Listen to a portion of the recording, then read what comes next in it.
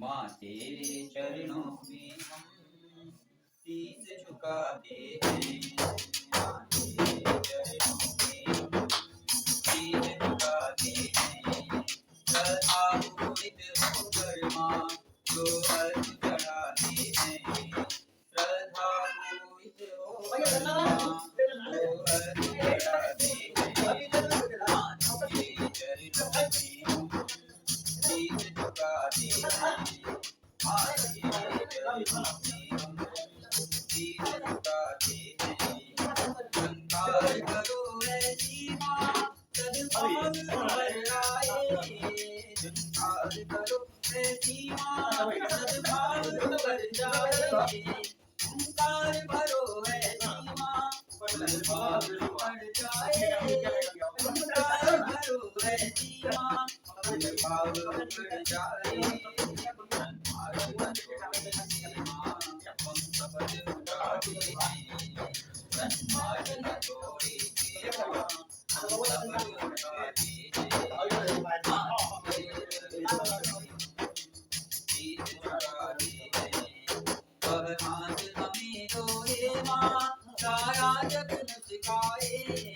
वह हाथ हमें धोए माँ सारा जग मुस्काए। जीवन भर जोत जले माँ ऐसे रमक पाए। जीवन भर जोत जले माँ ऐसे रमक पाए। सम्मान कहो इसका माँ जो कुछ कर पाए। अभिमान न हो इसका माँ जो कुछ कर पाते हैं। माँ तेरे चरणों में शीश झुकाते हैं। माँ तेरे चरणों में शीश झुकाते हैं। बोलिए गायत्री माता की, यज्ञ भगवान की, परम पूज्य गुरुदेव की, वंदनीय माता जी की।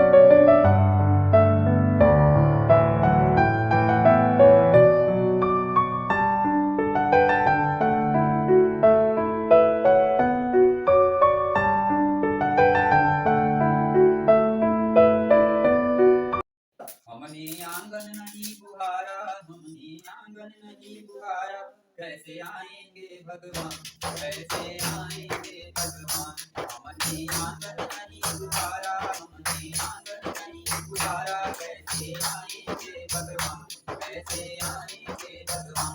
मन का मैल नहीं धोया तो, मन का मैल नहीं धोया तो, कैसे आएंगे भगवान, कैसे आएंगे भगवान। हर कोई कलमत कसाए की लगी हुई है तेरी। हर कोई कलमत कसाए की लगी हुई है तेरी।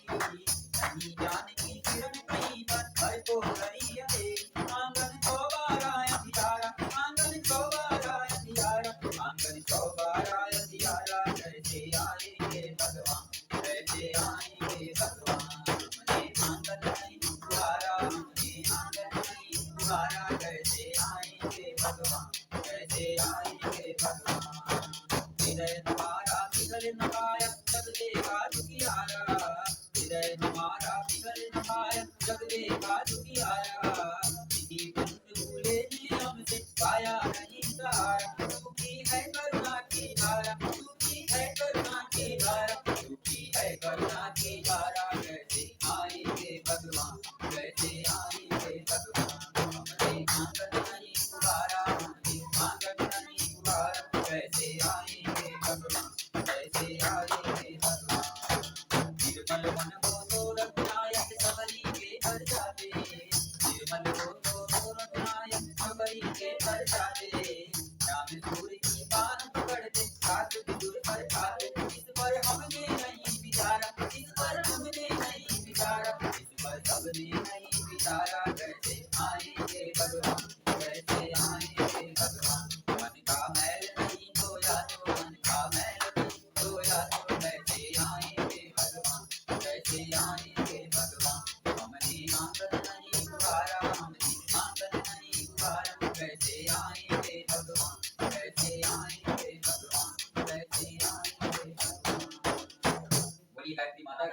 यज्ञ भगवान की श्री सत्यनारायण व्रत कथा प्रथम अध्याय। ने कहा एक बार चारण्य नामक पुण्य स्थल में सौनक आदि ऋषियों ने महान पौराणिक युद्ध जी से अपनी जिज्ञासा प्रकट की। ऋषि मुनि समय समय पर इसी प्रकार एकत्रित होकर मनुष्य मात्र के दुख निवारण सुख समर्थन के उपायों को खोज करते थे। ऋषियों ने पूछा ऐसा कौन सा व्रत और तप है जिसे करने से सभी लोग वांछित फल पा सकते हैं? यह विषय हमें भली प्रकार समझाइए। सूत जी बोले एक बार नारद जी ने भी भगवान विष्णु से ऐसा ही प्रश्न किया था। उस प्रश्न को मैं कहता हूँ, आप लोग ध्यान पूर्वक सुने। एक बार नारद जी लोक कल्याण की भावना से विविध लोकों में विचरण करते हुए मृत्यु लोक पहुंचे। कहाँ पहुंचे? मृत्यु लोक पहुंचे। कौन पहुंचे? भगवान नारद। वहां उन्होंने अधिकांश मनुष्यों को अपने ही असत कर्मों के प्रभाव से नाना प्रकार के कष्ट पाते देखा। उन्हें मन में करुणा उत्पन्न हुई और प्राणियों के कष्ट और दुख कैसे मिले यह सोचते हुए विष्णु लोक पहुंच गए। वहां भगवान विष्णु के सामने पहुंचकर उन्होंने उन जगत पालक की स्तुति की। स्तुति सुनकर भगवान ने नारद जी से उनका उद्देश्य पूछा। हे नारद, आप किस उद्देश्य से आए हैं? अपने मन की बात निसंकोच कहें, मैं आपकी शंका का समाधान बताऊंगा। नारद जी बोले, हे प्रभु, मृत्यु लोक में प्राणी अपने पाप कर्मों के फलस्वरूप तरह तरह के हीन परिस्थितियों में जन्म लेकर भीषण कष्ट पा रहे हैं। आप मेरे ऊपर कृपा भाव रखते हैं तो कोई ऐसा उपाय बताइए कि कर्म फल का नियम भी न टूटे और प्राणियों के दुखों का निवारण भी हो जाए। नारद जी, आपने लोकहित की भावना से बड़ा सुंदर प्रश्न किया है, इससे मुझे प्रसन्नता हुई। मैं तुम्हें ऐसा व्रत बताता हूँ जिससे यह दुविधा दूर हो। श्री सत्यनारायण व्रत ऐसा व्रत है जिसे विधि विधान पूर्वक करने से इस लोक और सुख और अंतर का सदगति प्राप्त होता है। नारद जी ने पूछा, हे प्रभु, इस व्रत का क्या विधान है, क्या फल है और इसे कितने पहले किया जाए, यह सब कुछ मुझे विस्तार पूर्वक समझाइए।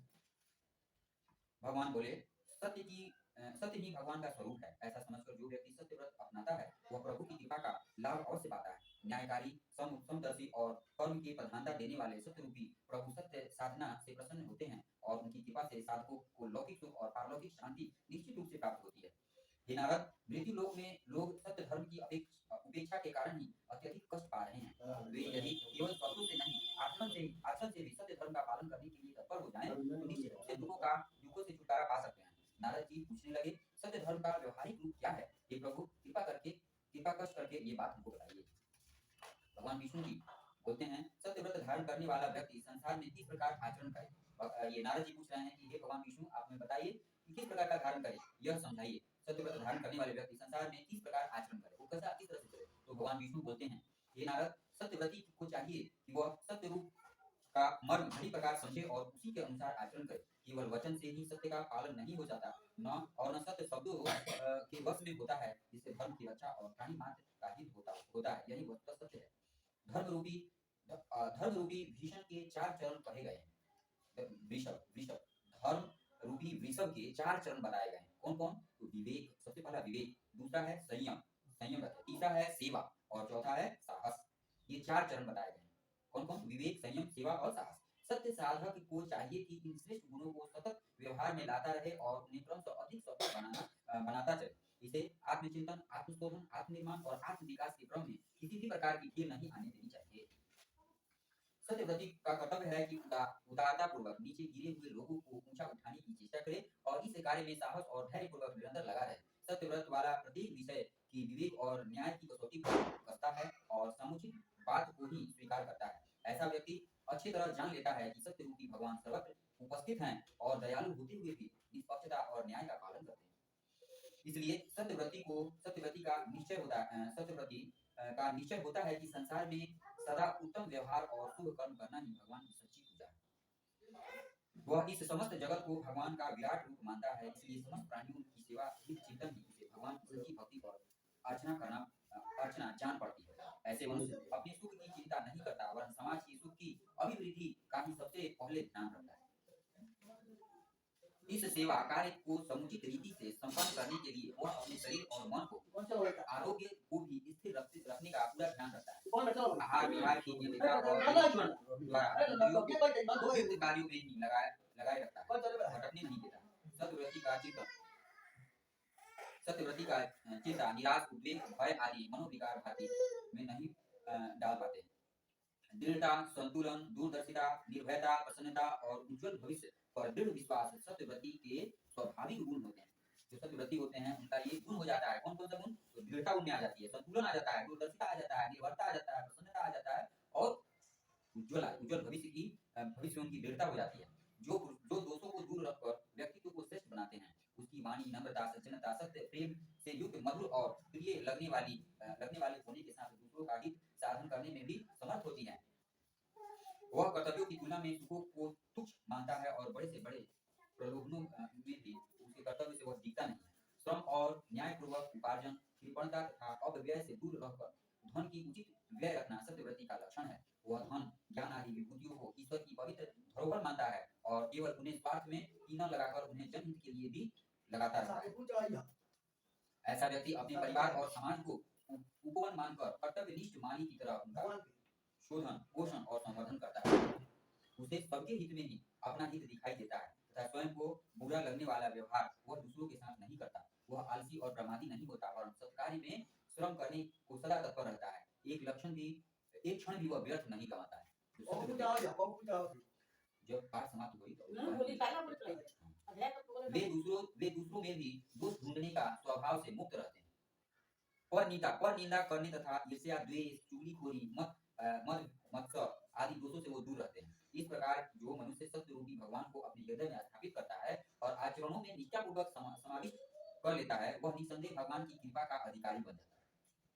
सत्यव्रतधारियों के पास से संसार के सभी कष्ट आपत्तियां डरकर भाग जाते हैं। वे विघ्न बाधा रहित जीवन जीते हैं। उन्हें भव बंधनों से मुक्ति मिल जाती है और वे स्वर्ग के देवताओं की तरह सुख और संतोष का जीवन व्यतीत करते हैं।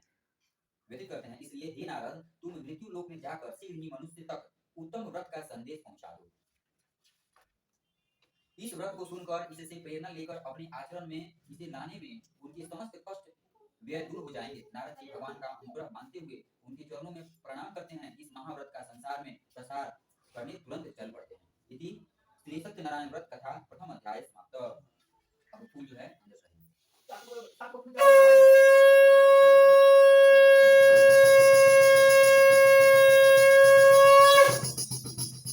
बोली सत्यनारायण भगवान की जय। फिर यहाँ सत्यनारायण व्रत कथा द्वितीय अध्याय। सूत जी कहने लगे, श्रेष्ठ जनों, अब मैं आपको सत्यव्रत धारण करने वाले की कथा सुनाता हूँ। किसी समय काशीपुरी में सदानंद नाम का एक बहुत गरीब ब्राह्मण निवास करता था। दरिद्रता के कारण दीन भाव से व्याकुल होकर वह उत्तर पूर्ति के लिए सुख मांगता इधर उधर घूम रहा था। समझ रहा है? एक लंबा हो जा रहा है, सूत्र कर देगा। ये अपलोड करने में कोई दिक्कत होगा, 1 घंटा 5 मिनट हो गया। अच्छा, वो काट लेंगे। लोक रक्षण भगवान जिज्ञासुओं को सही सद्विचार और सत प्रेरणा द्वारा मार्गदर्शन करने के लिए स्वयं प्रकट होते हैं। वे सदानंद की सहायता के लिए करुणा रूप होकर एक वृद्ध महाभाग के रूप में उदय हुए और उनके पास जाकर कहने लगे, हे विप्र, तुम इस प्रकार दुखित अवस्था में इधर उधर क्यों भटकते फिरते हो? मैं तुम्हारा सब वृतांत जानना चाहता हूँ। सदानंद ने कहा, हे महाभाग, मैं एक गरीब ब्राह्मण हूँ। भजन पूजन करता हूँ और भूख मिटाने के लिए भीख मांगता हूँ। इस दिन मैं अभावग्रस्त जीवन से मैं बहुत दुखी हूँ। इसके निवारण का कुछ उपाय आप जानते हो तो कृपा करके बताइए। वृद्ध ब्राह्मण ने कहा, हे सदानंद, तुम ब्राह्मणोचित सन्मार्ग से भटक गए हो। असत मार्ग पर चलने के कारण ही तुम यह कष्ट पा रहे हो। तुम्हें अपना सत्य धर्म समझना होगा और सत्य व्रत का पालन करने से तुम इस भ्रांतिपूर्ण जीवन से मुक्ति पाकर ब्राह्मणोचित गौरव का प्राप्त कर सकोगे। भिक्षा आदि का असद आकर्षण छोड़ दो। सत्य मार्ग का स्वावलंबन तुम्हें भगवान की कृपा का पात्र बना देगा। याचना तो केवल यथार्थ जनहित के लिए अथवा विपत्ति निवारण के लिए ही करना चाहिए। स्वार्थ पूर्ति के लिए मानना अनुचित है। पेट भरने का माध्यम दीक्षा को बनाना तो पाप है।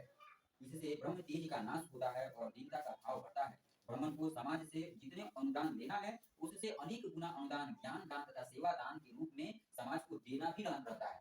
हे विप्र, तुम दीनता, भय, आलस और आकर्षणमयता छोड़कर अपने ब्रह्म तेज को जागृत करने के लिए साधना करो।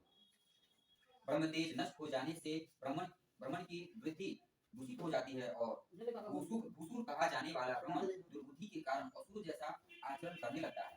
अपने कर्तव्यों से गिरकर ब्राह्मण स्वयं तो दुख पाता ही है, साथ ही जिस समाज में ब्राह्मण वर्ग पतित हो जाता है उस समाज का भी पतन हो जाता है। इसलिए दीनता को छोड़कर इस दुर्भाव से मुक्त हो पाओ। ब्राह्मणोचित कार्यों में लगकर आनंद पूर्वक रहो। ब्राह्मणों द्वारा सत्यनारायण के से संसार का कल्याण होता है। ब्राह्मणों द्वारा सत्य धर्माचरण से संसार का कल्याण होता है। यह समझकर तुम शीघ्र संसार के हितकारी कार्यों में लग जाओ। विद्या की वृद्धि करो, स्वाध्याय करो और धर्म का प्रचार करो। तुम्हें स्वयं गुण, कर्म और स्वभाव की दृष्टि से दूसरों के सामने उच्च आदर्श उपस्थित करना चाहिए। ब्राह्मण का यही धर्म है। तुम्हारा कर्तव्य है कि घर घर जाकर जन जन में सच्ची धार्मिक चेतना जागृत करो। विद्य ब्राह्मण के रूप में भगवान का आदेश मानकर ब्राह्मण सदानंद ने दीनता छोड़कर अपने आचरण को पूरी तरह सुधार लिया। सत्यव्रत के पालन से उसकी प्रतिष्ठा बढ़ी और समाज के श्रद्धा युक्त सहयोग से उसके सारे अभाव मिट गए और वह तेजस्वी जीवन जीने लगा। यह सत्य धर्म की महत्ता दर्शन के लिए धर्म का आयोजन भी करने लगा। सदानंद नियमित पूर्वक रविवार, पूर्णिमा, अमावस्या तथा अन्य शुभ अवसरों पर सत्यव्रत के प्रचार के लिए आयोजन करता था। ऐसे ही वह आयोजन के अवसर पर एक लकड़हारा वहां पहुंचा। समारोह देखकर उसके मन में भी अधिक जानने की जिज्ञासा प्रकट हुई और सत्यव्रत का महत्व समझकर उसे प्रेरणा मिली तथा अभूतपूर्व उत्साह उसने अपने अंदर अनुभव किया। किसने अनुभव किया? लकड़हारा ने। आयोजन समाप्त होने पर लकड़हारे ने सदानंद से सत्यव्रत के नियम जानते तथा सत्य संबंधी मार्गदर्शन का आग्रह किया। सदानंद ने कहा, हे भाई, तुम अपने आप को दीन मत समझो। तुम्हारे पास तो श्रम की महान पूंजी है। सत्यव्रत पालन करने से तुम्हारे अभाव अवश्य नष्ट हो जाएंगे। तुम श्रम के प्रति सम्मान के भाव जागृत करो। पूरे मनोयोग से काम करो। ईमानदारी और सद्व्यवहार का पालन करके तुम धर्म के साधक बनो। सत्यनारायण का यह व्रत समस्त मनोकामनाओं की पूर्ति करने वाला है। इसी के पालन से मुझे धन वैभव प्राप्त हुआ है। काष्ठ विक्रेता ब्राह्मण से यह सब विचार जानकर प्रसन्न होकर सत्यनारायण के व्रत का चिंतन करता हुआ अपने स्थान को चला गया। वह भी लकड़ी बेचने के साथ सत्य व्रत का पालन करने लगा और उसे अपने गुण, कर्म, स्वभाव और सत्व्रतियों के अनुरूप संशोधन कर लिया। जहाँ सत्य का पालन होता है, सद्वृत्ति निश्चित रूप से बनी रहती है। सद्वृत्ति के कारण समाज में प्रतिष्ठा बढ़ती है और प्रतिष्ठा पा लेने पर सारे अभाव स्वयं दूर हो जाते हैं। पहले उस लकड़हारे की कुछ कम बिक्री होती थी। सत्यव्रत का अवलंबन करने से उसका कारोबार बढ़ा और वह धनी हो गया। अपने द्वारा अर्जित धन को वह सत्यनारायण व्रत के व्यापक प्रचार में नियोजित करने लगा। ऐसा करने से उसे बहुत पुण्य की प्राप्ति हुई और वह सुखी जीवन व्यतीत करने लगा। सत्यव्रत वाले को इस प्रकार का लाभ मिलना स्वाभाविक ही है। इससे आश्चर्य का कोई बात नहीं है। ब्राह्मण और लकड़हारे ने सत्यव्रत के प्रभाव से सुख, शांति और सद्गति प्राप्त करके जीवन को सार्थक बना लिया। इस प्रकार अन्य सब मनुष्य भी सत्यव्रत को धारण करके निश्चित रूप से अपना कल्याण कर सकते हैं। इससे कुछ भी संदेह नहीं है। इति श्री सत्यनारायण व्रत कथा द्वितीय अध्याय समाप्त।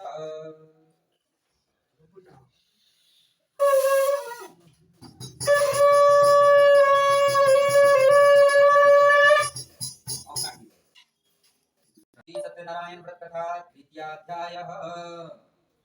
सूत जी ने कहा, हे श्रेष्ठ मुनिगण, अब आगे की कथा कहता हूँ, उसे ध्यान से सुनिए। प्राचीन काल में उत्कामुख नामक एक बुद्धिमान राजा था। वह जितेंद्रिय, सत्यनिष्ठ और कर्तव्य परायण था। श्रेष्ठ कार्यों के लिए प्रचुर धन दान भी किया करता था। राजा उल्कामुख की पत्नी धर्मपरायण थी और कर्तव्य पालन में राजा का सब प्रकार सहयोग किया करती थी। दोनों सत्य व्रत में बहुत निष्ठा रखते थे और सर्वजनिक आयोजनों द्वारा प्रजाजनों को सत्य धर्म की प्रेरणा दिया करते थे। भद्रशिला नदी के तट पर एक ऐसे ही आयोजन में साधु नामक व्यापारी भी सम्मिलित हुआ और उस आयोजन से प्रभावित होकर राजा से पूछने लगा। क्या पूछने लगा? साधु वैश्य ने पूछा। साधु वैश्य से पूछा, हे राजन, आप इस आयोजन किस लिए किया करते हैं? इसका क्या लाभ और प्रभाव है? कृपया मुझे भी ये सब कुछ बताइए। राजा ने उत्तर दिया, हे भगवान, श्री सत्यनारायण का पूजन समारोह है। ये सत्यनारायण भगवान का पूजन समारोह है। मैं सत्य व्रत का पालन करता हूँ और उसी का प्रचार भी किया करता हूँ। श्रेष्ठ पुरुषों को चाहिए कि स्वयं सत्यनारायण सत्याचरण करे और दूसरों को वैसा ही करने के लिए अनुभव से प्रेरणा देते रहे। हे वैश्य किसे कहते हैं? वैश्य वो उसे कहते हैं जो सामान बेचते हैं, सामग्रियां बेचते हैं। हमारे जो धर्म है, इसमें 4 स्तंभ है। एक है ब्राह्मण, दूसरा है क्षत्रिय, तीसरा है वैश्य और चौथा है शूद्र। ब्राह्मण का कार्य है ज्ञान बांटना, क्षत्रिय का कार्य है देश की रक्षा करना और वैश्य का काम है व्यवसाय करना और शूद्र का काम है इन तीनों वर्णों की सेवा करना। ये हमारा जो धर्म की जो श्रृंखला थी, हमारी जाति की जो श्रृंखला थी, ये श्रृंखला जो है आज के डेट में थोड़ा सा धूमिल पड़ गया। अब आगे सुनते हैं। हे वैश्य, जीवन में यही क्रम अपना कर चलने के कारण भगवान सत्यनारायण की कृपा से मुझे अपने परिवार तथा प्रजाजनों सहित सुख शांति उपलब्ध हुआ है।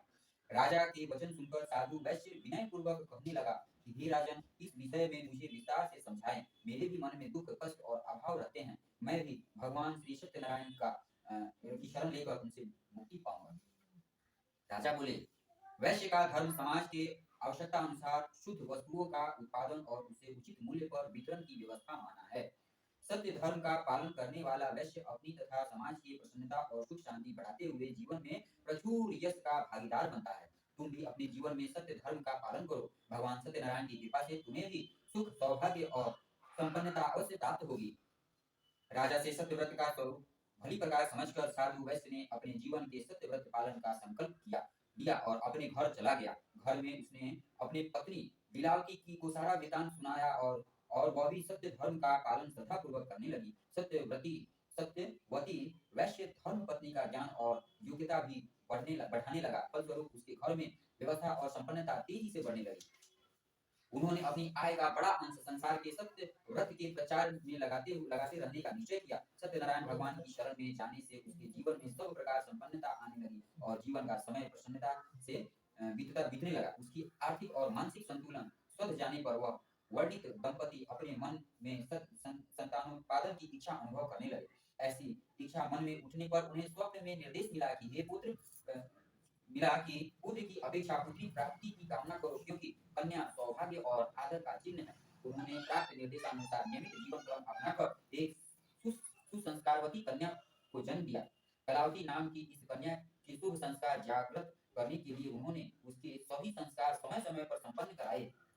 कलावती के लिए शारीरिक पोषण की समुचित व्यवस्था बनाने के साथ साथ उसके ज्ञान और गुण के विकास पर भी पूरा ध्यान दिया गया। कन्या को श्रेष्ठ गुण और क्षमताओं से संपन्न शिष्ट व्यवहार में कुशल बनाना माता पिता का पवित्र कर्तव्य है। कन्या कलावती के वयस्क और सुशिक्षित हो जाने पर उन्होंने उनका विवाह एक पूरी परिवार के गुणवत्त युवक के साथ संपन्न कर दिया। वैश्य ने उस होनहार युवक को अपने पुत्र की तरह मानकर स्वधर्म पालन तथा व्यवहार संचालन के नियम सिखाए। साधु वैश्य ने उसे समझाया कि समाज की आवश्यकता अनुसार वस्तुओं का प्रचुर मात्रा में उत्पादन और विक्रय श्रम पूर्वक सावधानी और कुशलता से किया जाना चाहिए। जो वैश्य अपने हित के साथ खरीदार के हितों की भी रक्षा करता है, वही सच्चे अर्थ में व्यवहारिक कहलाता है। वे दोनों वैश्य धर्म का पालन करने लगे और सहकारिता का निर्वाह करते हुए सतत उन्नति और सफलता प्राप्त करने लगे। सफलता और समृद्धि कई बार मनुष्य की अपने लक्ष्य को विचलित कर देती है। इस वैश्यों के साथ भी ऐसा ही हुआ। पत्नी द्वारा स्मरण दिलाने पर भी अपने आय का एक अंश सत्य कार्यों में लगाते रहने का संकल्प की उन्होंने उपेक्षा कर दी, एक अंश नहीं लगा। नियम तो यह है कि अपने गृहस्थ संबंधी उत्तरदायित्व को निवृत्ति होकर मनुष्य वानप्रस्थ जीवन में प्रवेश करके धर्म प्रचार और समाज सेवा के कार्यों में जीवन लगा दे। किंतु साधु को धन देखकर उसे अधिक धन का लालच हुआ और वह अपने जमाता को साथ लेकर धन कमाने निकल पड़ा। स्वधर्म के त्याग से भगवान रुष्ट होते हैं और उसके क्रोध के कारण जीव अनेक प्रकार के दुखों में फंस जाता है। साधु वैश्य की सद्बुद्धि क्षीण हो गई और लोग बस उचित अनुचित का विचार किए बिना अनीतिपूर्वक धन कमाने लगा। इस अपराध के कारण सागरपुर के सत्यनिष्ठ राजनों ने उसे राज्य कर्मचारियों द्वारा बंदी बनवा राजज्ञा से जेल भिजवा दिया। उसकी धर्मपत्नी ने भी पति के धर्म पालन करने के अपने कर्तव्य को पूरा नहीं किया, जिससे वह भी भगवान के सत्यनारायण के क्रोध का भाजन बनना पड़ा। कलावती भोग में मग्न होकर अपने सत्कार्यों में विरत हो गई, जिससे उनके घर की सारी संचित धनराशि विलीन हो गई। दुख आ पड़ने से एक बार लाभ यह होता है कि मनुष्य अपने झूठे अहंकार और स्वार्थ को त्याग कर भगवान के याद करने लगता है और उसे अपने अनुचित कर्मों पर पश्चाताप होता है। इस प्रकार कष्ट पाने से वह साधु नामक वैश्य और उसकी स्त्री ने अपने मन में समझ लिया कि हमारी यह दुरावस्था धर्म कर्तव्य से विमुख हो जाने के कारण ही हुई है। तब उन्होंने अपने स्वार्थ बुद्धि छोड़कर अपनी भूली हुई प्रायश्चित करने तथा अपने परमार्थ कर्तव्यों के पालन का निश्चय किया। साधु वैश्य ने राजा चंद्रकेतु के सामने अपनी भूल स्वीकार कर लिया और भविष्य में सत्यनिष्ठ रहने का विश्वास दिलाया। राजा ने कहा, हे वैश्य, तुम्हारा अपराध असाधारण है और नीति पूर्वक धन कमाने के अपराध में मेरे राज्य में उसका कठोर दंड दिया जाता है। जब विभूतिवान धनी व्यक्ति अनीति का मार्ग पकड़ लेते हैं तो जन सामान्य द्वारा भी यही राह अपना ली जाती है और समाज भ्रष्ट हो जाता है। मेरे राज्य कर्मचारी और प्रजाजन सभी सत्यनिष्ठ हैं तथा कहीं भी अनीति को पनपने नहीं देते। क्योंकि ऐसा लगता है कि तुम सचमुच अपनी भूल का प्रायश्चित कर रहे हो, इसलिए तुम्हें आत्म सुधार करके सत्यव्रती बनने का अवसर दिया जाता है।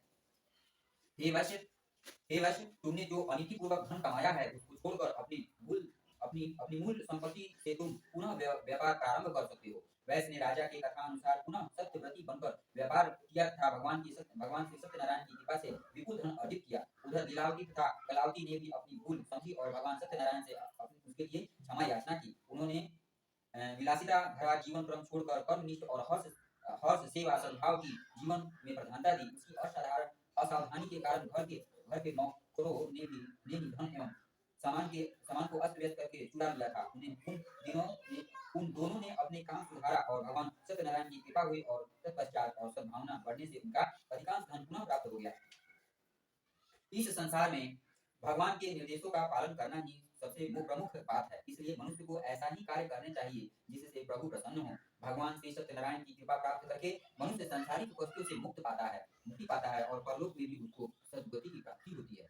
इति श्री सत्यनारायण व्रत कथा द्वितीय अध्यायो समाप्तः।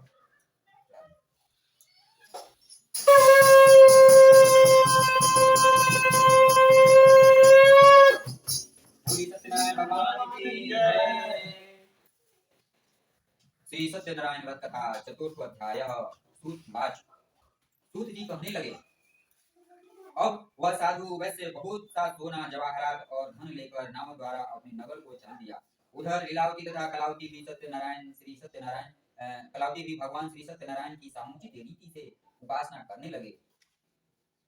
उनका अधिकांश समय धर्म और परोपकार के कार्यों में भी लगता था और वे हृदय से सत्य व्रत का पालन करते थे। भगवान हमेशा मनुष्य के कर्मों की परीक्षा किया करते हैं और उनके विचारों में कुछ सच्चाई है या पूरा नकलीपन ही है। कपटी और झूठा मनुष्य भगवान को कभी स्वीकार नहीं होता है। वे तो सच्चे व्यक्ति से ही प्रेम रखते हैं।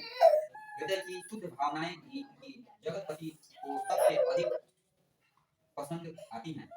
भगवान दिखावटीपन से विरत रहते हैं और यथार्थ कर्मों से ही प्रसन्न होते हैं। उन्हें केवल बातों के आडंबर से प्रसन्न नहीं किया जा सकता है। दुखी और दीन की सेवा सहायता करने वाले भगवान प्रिय हैं और सत्पुरुषों को सताने वाले उन्हें कष्ट दुख पहुंचाते हैं। सत्यव्रती को चाहिए कि वह बालक पीड़ित व्यक्ति तथा सत्य कार्य परायण पुरुष को प्रभु मानकर यथाशक्ति सेवा सहायता करे। भगवान ने एक गुरुकुल संचालन करने वाले ऋषि के रूप में साधु वैश्य के पास पहुंचकर उनकी सत्य निष्ठा की परीक्षा ली। ऋषि बोले, हे महानुभाव, यहाँ निकट ही एक आश्रम है जिसमें मनुष्यों को आध्यात्मिक साधना और शिक्षण द्वारा श्रेष्ठ जीवन का अधिकारी बनाया जाता है। ब्रह्मचारियों को सर्वांगीण शारीरिक बौद्धिक और भावनात्मक विकास के लिए गुरुकुल चलता है। वानप्रस्थों को साधना स्वाध्याय शिक्षा और अभ्यास द्वारा लोक मंगल एवं आत्म कल्याण कर सकने की क्षमता विकसित हो जाती है। समाज सेवियों को ज्ञान प्रसार एवं रचनात्मक कार्यों का मार्गदर्शन और प्रशिक्षण एवं सहयोग भी यहाँ से उपलब्ध होता है। समाज के सम्मुख बनाने और मनुष्यों को आत्मिक स्तर ऊंचा उठाने में इस आश्रम का बहुत महत्वपूर्ण योगदान रखता है। इन आश्रम का गुरुकुल का पहले हमारे समाज में हमारे एरिया में गुरुकुल हुआ करता था विद्यालय की जगह पर, तो वो गुरुकुल की जगह पे आजकल कॉन्वेंट स्कूल हो गया। तो हमें प्रयास यही करना चाहिए कि अपने धर्म की जागृति रूप में जो विद्यालय देता हो, अपने धर्म की शिक्षा भी दे रहा हो, शिक्षा और नैतिक शिक्षा और सामाजिक शिक्षा भी दे रहा हो, वहाँ पे अपने बच्चों को डालें। सत्य कार्यों में सुसंस्कारी और श्रद्धा युक्त धन ही लगाने का नियम है। हमने सुना है कि आप सत्य व्रत के पालन करने वाले हैं, अतः आप चाहें तो अपनी सामर्थ्य और श्रद्धा के अनुसार इस आश्रम के कार्यों के संचालन हेतु स्वेच्छा से सहयोग दे सकते हैं। क्योंकि साधु वैश्य पुनः लोभ के वशीभूत हो गया, धर्म कार्यों के लिए भी उसका अर्थ मोह बाधक बन गया। उसने ऋषि को सहायता देने से स्पष्ट इनकार कर दिया और अपनी अदूरदर्शिता के कारण पिछले प्रसंगों का एकदम भुला दिया। लोभ और अदूरदर्शिता मनुष्य को डुबा ही देती है। साधु वैश्य अपनी तुच्छ बुद्धि के कारण भगवान का कोप भाजक बन गया। उसकी नौका दुर्घटनाग्रस्त होकर समस्त धन सहित डूब गई। नाविकों के प्रयासों से साधु वैश्य दामाद सहित किसी प्रकार बच गए। कहा गया है कि धन के मद में जो विवेक की दृष्टि से अंधा हो गया हो ऐसे व्यक्ति के लिए विपत्ति अंजन का काम करती है। साधु वैश्य को भी अपनी भूल का ध्यान हुआ और उसने संकल्प किया कि अपनी आवश्यकता पूर्ति से भी धन बचेगा वह सब अब सत्य व्रत पालन और प्रचार में लगाऊंगा। वहीं उन्हें ऋषि के पास पहुंचा और अपनी भूल स्वीकार की और तथा अपना संकल्प बताकर सहायता मांगी।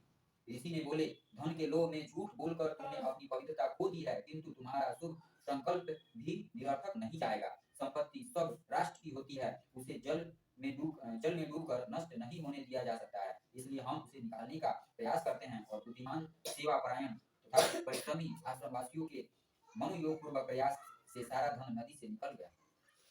तब वैश्य ने कृतज्ञता प्रकट करते हुए ऋषि के आश्रम के लिए उस धन राशि में से धन स्वीकार करने का आग्रह किया। ऋषि ने कहा, पहले हमने तुम्हें सत्य धर्म का साधन समझकर सहयोग मांगा था, अब तुम्हारी सहायता के बदले कुछ भी स्वीकार करना अनुचित होगा। हे वैश्य, तुम अपना धन स्वयं संभालो, किंतु अपने संकल्प के अनुसार उसके सदुपयोग की बात बराबर ध्यान में रखना। साधु वैश्य का हृदय निर्मल हो चुका था। ऋषि द्वारा धन अस्वीकार किए जाने से वह अत्यंत दुखी होकर बोला, हे ऋषिवर, मेरे पाप कर्मों ने तो राष्ट्र के इस संपत्ति को डुबा ही दिया था। आप सबके पुण्य से इसे पुनः दोबारा गया है, इसलिए यह सब धन आपका ही है, मेरा नहीं है। ऐसा कहकर ऋषि के चरणों में प्रणाम करके वह सारा धन वहीं छोड़कर चलने का उद्यत हो गया। ऋषि उसकी पवित्र भावना का प्रमाण पाकर संतुष्ट हुए और आश्रम की तत्कालिक आवश्यकता के अनुसार कुछ धन उन्होंने स्वीकार कर लिया। उन्होंने साधु को आज्ञा दी कि शेष धन को वह राष्ट्र की धरोहर मानते हुए तथा उसका संरक्षक बनकर व्यापार द्वारा उसे बढ़ाने और राष्ट्र हित में लगाते रहने का क्रम अपनाए। वैश्य ने ऋषि वचन को भगवान का आदेश मानकर शिरोधार्य किया तथा दामाद सहित घर लौट गए।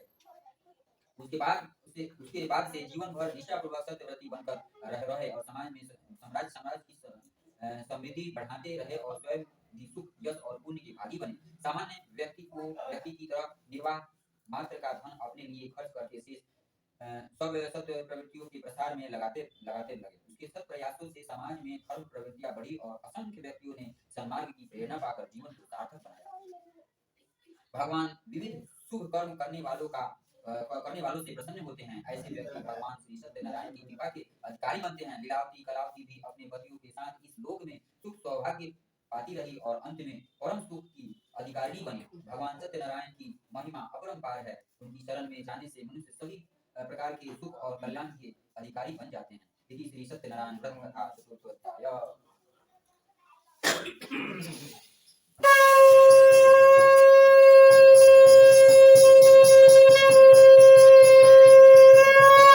बोली सत्यनारायण भगवान की जय। श्री सत्यनारायण व्रत का 5वां अध्याय। सूत जी कहने लगे, मुनियों, और आगे की कथा भी मैं कहता हूँ, उसे ध्यान से सुनो। किसी समय तुंगध्वज नाम का प्रजापालक राजा उसकी राजकाज में रुचि तो थी, किंतु सत्य धर्म का मर्म न समझने से उस दिशा में उपेक्षा बरतता था। एक बार वह प्रजा की स्थिति की जानकारी करने के उद्देश्य से अपने राज्य का निरीक्षण करने लगा। उसने एक स्थान पर वट वृक्ष के नीचे गोप परिवारों को एकत्रित देखा, जो सत्यव्रत के पालक थे और उसे समय धर्मानुष्ठान में लगे हुए थे। उसी समय समाज में जो व्यक्ति बुद्धि, बल, सत्ता, संपत्ति और विद्या से संपन्न हो, उसका कर्तव्य है कि अवसर मिलते ही सत्य धर्म की निष्ठा में आवश्यक सहयोग करे। सत्य कार्य में वृद्धि से श्रम द्वारा अथवा धन के माध्यम से सहयोग करना पुण्य कार्य है, जो अवश्य किया जाना चाहिए। गोपगणों ने राजा के पास जाकर उसे धर्मायोजन में भाग लेने तथा प्रसाद ग्रहण करने का अनुरोध किया, किंतु राजा ने उन्हें नीच कुल में उत्पन्न समझकर उनके साथ बैठने और उन्हें स्पर्श में भी अपना दोष माना। इसलिए अहंकार के वशीभूत वह राजा गोपगणों का आग्रह ठुकरा कर तथा धर्मायोजन की उपेक्षा करके अपने निवास स्थान को लौट गया। जो व्यक्ति सत्य को छोड़कर असत्य के मार्ग पर चलता है, उसे भगवान श्री सत्यनारायण के कोप का सामना करना पड़ता है। राजा के द्वारा सत्य कर्तव्यों का अवहेलना के कारण राज परिवार और राज्य कर्मचारी भी उनके विमुख हो गए। कलह, कटुता, द्वेष, आलस्य, स्वार्थ और व्यसनादि घातक दोष उन सब के स्वभाव में प्रविष्ट हो गए। भगवान श्री सत्यनारायण की अवज्ञा के फलस्वरूप सारी व्यवस्थाएं बिगड़ गई और राजा का धन सम्मान लुप्त हो गया। इस प्रकार विपत्ति आने पर राजा ने विचार किया कि उसे अपने अहंकार ग्रस्त तथा कर्तव्य विमुख होने का ध्यान आया। बुद्धिमान राजा ने अपने इस दुर्दशा के लिए किसी अन्य को दोष न देकर स्वयं विश्लेषण किया। उसकी समझ में यह तथ्य आ गया कि उसके द्वारा सत्य धर्म की उपेक्षा होने से यह पतन हुआ है। ऐसी स्थिति में विपत्ति निवारण के लिए किसी अनुभवी सत्यव्रती से मार्गदर्शन प्राप्त करना ही राजा को उचित समझ पड़ा। राजा को गोपगणों की याद आई। अपने द्वारा उनकी उपेक्षा किए जाने के पश्चाताप करने राजा उसके पास स्वयं गया।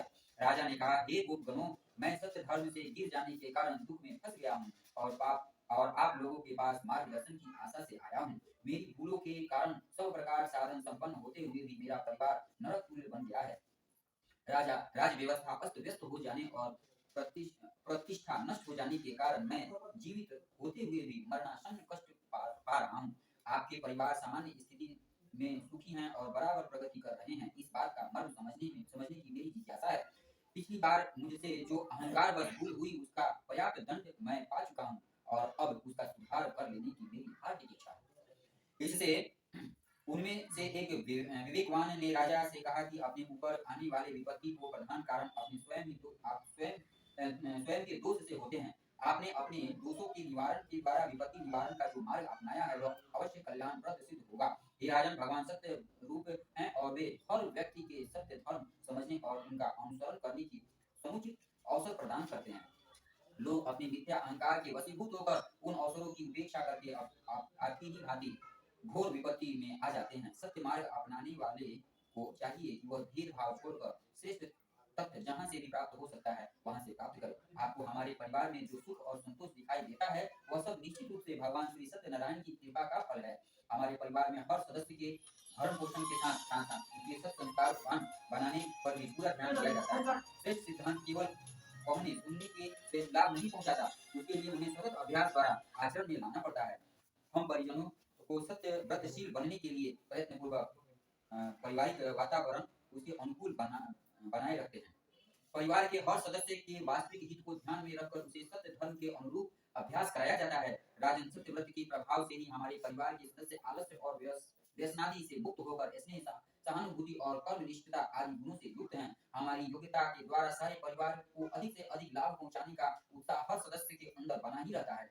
हे राजन, आप भी अपने कर्तव्य को समझते हुए धार्मिकता का दिखावा छोड़कर सत्य धर्म का पालन करना आरंभ करें। ऐसा करने से भगवान सत्यनारायण की कृपा से अधिक कष्टों का निवारण अवश्य होगा तथा जीवन लाभ प्राप्त होगा। राजा ने सत्य धर्म संबंध बातों को बड़े ध्यान से सुना और उन्हें सिद्धांतों का मनन करके तदनुरूप अपने जीवन क्रम का निर्धारण भी किया। राजा ने इस प्रकार सत्य धर्म का ज्ञान कराने वाले गोपों का उपकार माना तथा उसे विश्वास हो गया कि ज्ञान भव बंधन से मुक्त कर सकता है। उसी के अनुसार आचरण करके राजा प्रभु के अनुकंपा से परिवार सहित धन धान्य तथा सुख भोग कर अंत में सत्यलोक का अधिकारी बना। सुख जो बोले इस पुण्यप्रद कथा का भक्ति पूर्वक श्रवण करके दुर्लभ सत्य अपनाने से अद्भुत फल प्राप्त होता है। सत्यनारायण को अपनाने वाले दरिद्र भी भगवान की कृपा से धन धान्य से पूर्ण हो जाता है और प्राणियों को सब प्रकार के बंधनों से मुक्ति मिल जाती है। भयभीत लोगों को निर्भयता प्राप्त होता है। साधक संसार में इच्छित फल प्राप्त करके अंत समय में सत्यलोक में स्थान पा लेता है, इससे कोई संशय नहीं है। इति श्री सत्यनारायण व्रत कथा पंचमो अध्याय समाप्तः। बोलिए सत्यनारायण भगवान की जय।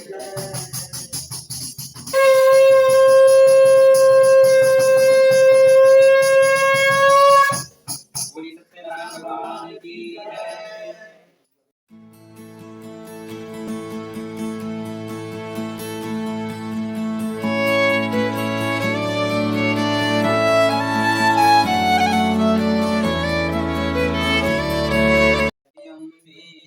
जगदम्बे जय अम्बे जय जगदम्बे जय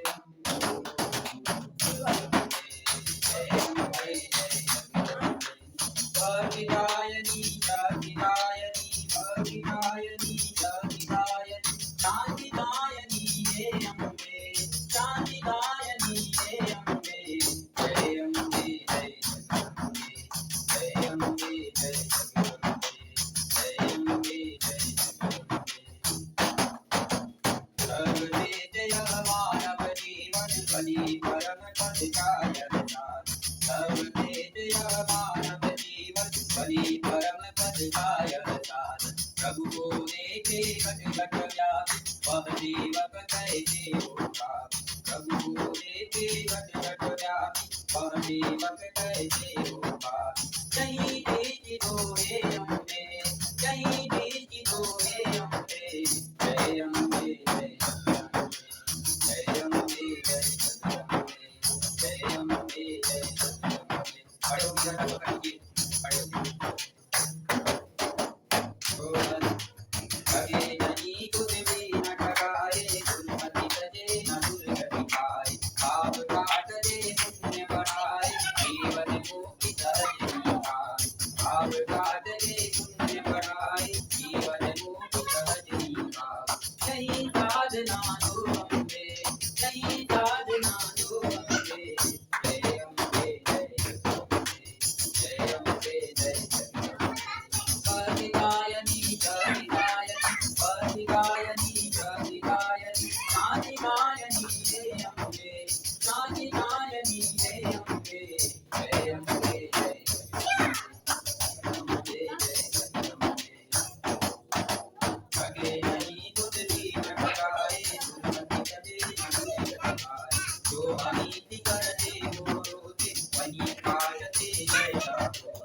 ममता समता निरालाए इस जीवन को धन्य बनाए।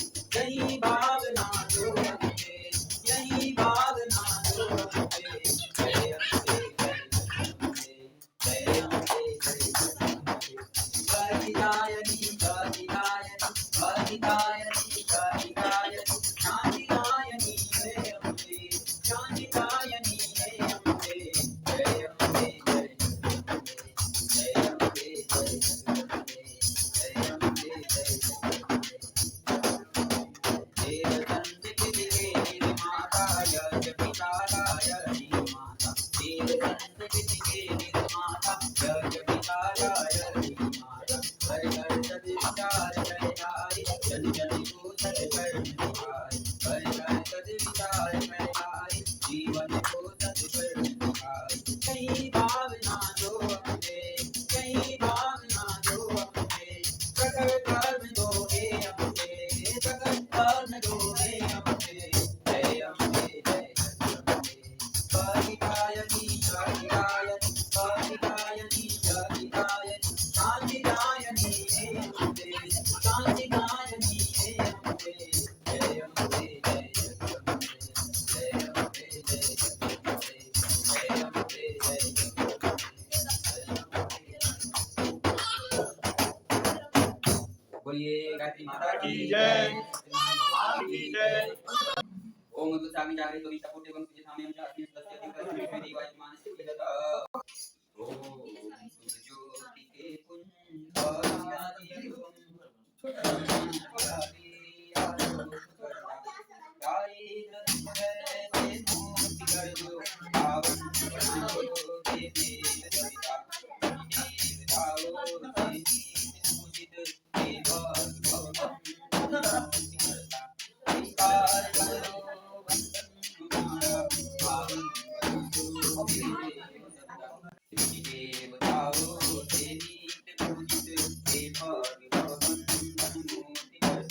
स्वीकार कर लो वंदन हमारा, पावन बना दो हे देव सविता। हे ज्ञान के जय लोक पूजित, हे भगवत की महिमा करता। शांत प्रतिभा के आदि कारण, पावन बना दो हे देव सविता। पावन बना दो हे देव सविता।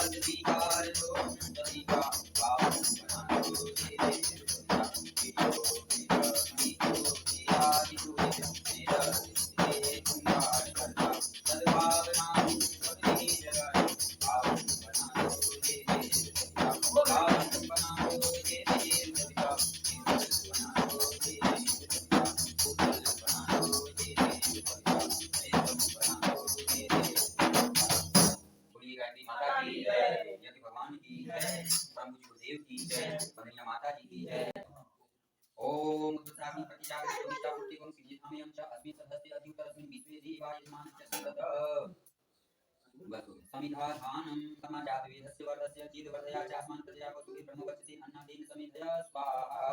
इदम् अग्नये जातवेदस्य इदं न मम अपुष्टि। ओम सुसमिधाग्निं ध्वस्य हृदय बोधयाधारिणीम् अस्मिन् हव्याजुहोतना स्वाहा। इदम् अग्नये इदं न मम अपुष्टि। ओम सुसमिधा अग्नि ओम सुसमिधा सोचिसे घृतं तीव्रं जुहोतन अग्नये जातवेदसे स्वाहा इदं अग्नये जातवेदसे इदं नमः अवतरि ओम दं त्वासमित धिरं गिरो घृतेन वर्धयामसि विलक्षोचाय विष्टय स्वाहा इदं अग्नये अंगिरसे इदं नमः जल प्रसेचनम ओम अदिति मनस्वा इति पूर्व में जल गिराइए ओम अदिति मनस्वा इति पश्चिम में जल गिराइए ओम ससुते मनस्वा इति उत्तर में जल गिराइए आज यहाँ से गिराते गोल बनाए ओम देव सविता पृथ्वी यज्ञ भगाय विद्ये गंधर्व कीर्तन कीर्तन अपना वाचा चतुर्थी छु जाति सामने जल गिरा आज आहुति घी की 7 आहुतियां देंगे अभी नहीं घी की आहुति जब देंगे यहाँ स्वाहा देंगे और फिर वहां से जो बचा रहेगा 1 बूंद चम्मच का 1 बूंद इसमें ठीक है हाँ मिला देना हाँ ठीक है ओम प्रजापते स्वाहा इदं प्रजापते इदं ऐसे पकड़ने का प्रयास करें ओम इंद्राय स्वाहा इदं इंद्राय इदं नमः उसमें पूरा गिरना चाहिए इसमें एक बूंद गिरना ओम अग्नये स्वाहा इदं अग्नये इदं नमः ओम सोमाय स्वाहा इदं सोमाय इदं नमः ओम भुः स्वाहा इदं अग्नये इदं नमः ओम वः स्वाहा इदं वायवे इदं नमः ओम स्वः स्वाहा इदं सूर्याय इदं नमः और गायत्री मंत्र पूर्वा स्वाहा सवितुर्वरेण्यं भर्गो देवस्य धीमहि धियो यो न प्रचोदयात् स्वाहा गायत्री इदं नमः ओम पूर्वा स्वाहा सवितुर्वरेण्यं भर्गो देवस्य धीमहि धियो यो न प्रचोदयात् स्वाहा गायत्री इदं नमः ओम पूर्वा स्वाहा सवितुर्वरेण्यं भर्गो देवस्य धीमहि धियो यो न प्रचोदयात् स्वाहा गायत्री इदं नमः